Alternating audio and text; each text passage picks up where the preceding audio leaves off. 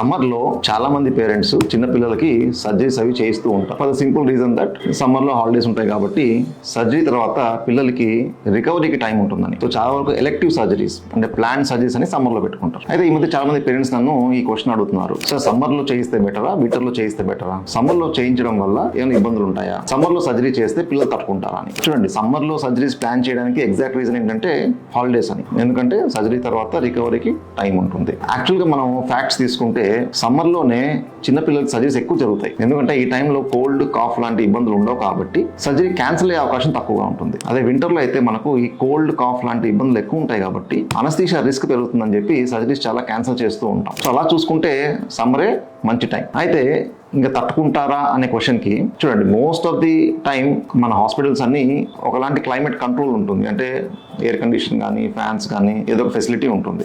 Surgery చేసేటప్పుడు యాసజ్గా difference ఏం పడదు. రికవరీ టైంలో ఎక్స్ట్రీమ్ టెంపరేచర్ అనేది పిల్లల్ని కొద్దిగా ఎఫెక్ట్ చేయొచ్చు. కానీ మోస్ట్ ఆఫ్ ది హాస్పిటల్స్ అన్ని ఎయిర్ కండిషన్ ఉంటాయి, ప్లస్ ఈ క్లైమాటిక్ కంట్రోల్ అనేది కొద్దిగా ఉంటుంది కాబట్టి యూజువల్లీ మనకు పెద్ద డిఫరెన్స్ పడదు. సో సమ్మర్లో ఎటువంటి ఆలోచన పెట్టుకోకుండా, ఎటువంటి టెన్షన్ పెట్టుకోకుండా సర్జరీస్ చేయించుకోవచ్చు.